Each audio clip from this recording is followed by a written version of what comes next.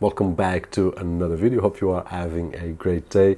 And today to take a look at a surveillance camera from EZVIZ. We have seen quite a few devices, smart devices from EZVIZ, which all of them can be integrated with Home Assistant. So if this is something that you are looking for, great. This camera can also be integrated with Google Assistant and Alexa. It has 360 rotation, integrated battery, possibility of connecting to a solar panel, night vision, sound in both directions, and a few more things that we are going to take a look at it.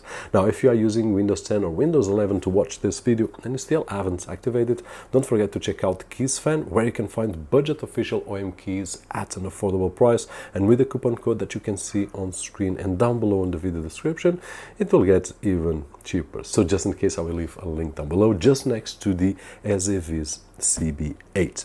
Now, starting with the unboxing experience, once we open the package, we will find the CB8, a USB cable, some screws, a user manual, and a tape plate for drilling the holes, which in my opinion it's not really necessary, but it's a nice touch. Now, the camera itself, it's so simple, but at the same time it makes it so nice. This round shaped sphere, which has a great build quality. It is all plastic and made to the outdoors, so waterproof, but the design is just really nice. It has 340 degrees of rotation horizontally and 65 degrees of rotation vertically, with the feature auto tracking, which is the possibility to detect a human and then automatically follow the movement while recording automatically, whether on the cloud or on a micro SD card, which can go up to 256 gigs. Now, talking about the SD card, we can see the slot right over here, which can be opened with a Phillips screwdriver. You'll also find a micro USB port that we can use to charge via USB or to connect a solar panel like this one right over here that we have reviewed. I will leave a link right over here,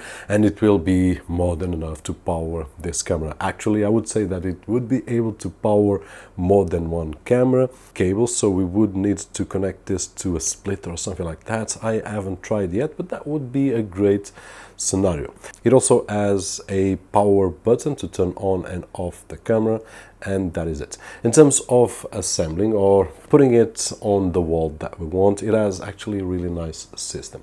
We can see this back plate right over here.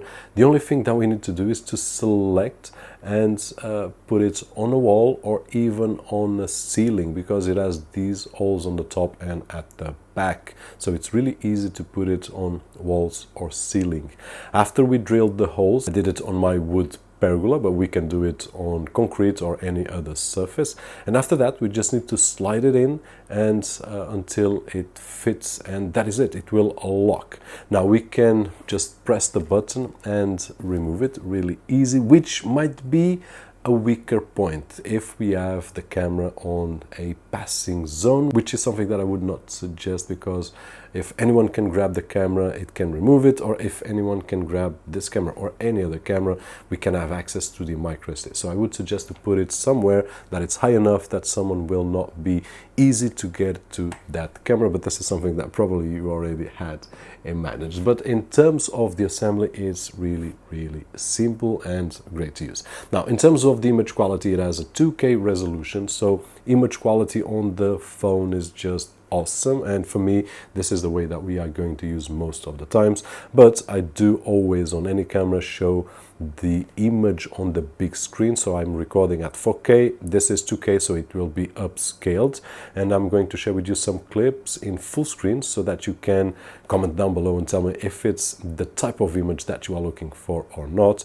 And what I do find is that I did record during several different types of lighting during the day and during the night. At night we can use the LEDs that will illuminate the area, and if you take a look at the example that I do have, it will illuminate most of the backyard that I do right over there.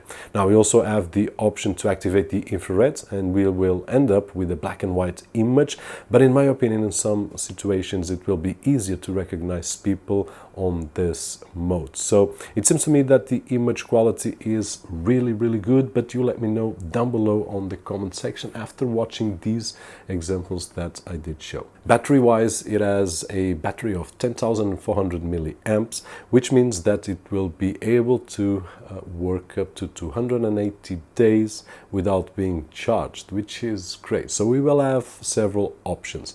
Now, if we use the power saving mode, which will be the mode that will achieve those 280 days, great. We can just go on the 200th day and just plug in a power bank and we will charge it in no time. But if we have power, then we just need to connect the USB cable, or if we are on a remote location, we can invest on a solar panel such as this, which is a small investment and it will give power 24/7, and then we can use any power non-saving mode, which I will share with you in just a few moments when we talk about the app. It's waterproof, so we can put it anywhere outside without any issues. It has audio in both ways. Audio in both ways. So we can communicate with someone that is near the camera and someone that has the EZVIZ app. And it can be integrated, as I said, with Google Assistant, Home Assistant, or Alexa. Now let's take a look at the app. This is the EZVIZ app that we have seen in the past. Usually I record the phone screen and put it right over here, but then I lose the ability to rotate the phone and so on. So let's go on like this. Now right over here I can just add new devices. I can search for devices if I have a lot of them, and we have also the library that I can just check and see what happened on any particular day, because at this moment it's recording on a cloud, as we will be able to see, but we can see right over here all the actions and what happened. Smart detection alarm, and so on. So we can do it, and we have for 1, 2, 3, 4, 5, 6, 7 days in total. We have been testing for 6 days at this moment, so these are the recordings that I got through these days. We also have some automatization options right over here, but let's take a look at the device itself. Now let's select, because we can have several devices right over here, not only this one, but we can add multiple cameras and smart home accessories. If I press, then it will get in, it will wake up the camera in case it's sleeping, and it will show me several situations right over here. We have the event view, as we can see that it did record on the cloud and also on the SD card, and I can just select clip view or event view. Besides that, I can scroll right over here and show several dates. Let me turn on off the audio, and I can select the clip that was automatically or manually recorded depending on what we did. We also have some shortcuts right over here. If I want to take a picture, start recording, the PTZ, which basically is the movement. As I said, we have 340 degrees on the horizontal and 65 degrees on the vertical. And then we have the talk button, definition, which will show us the type of image quality that we can select. 360 picture, which is a nice feature. The alarm, which I will show you in right now.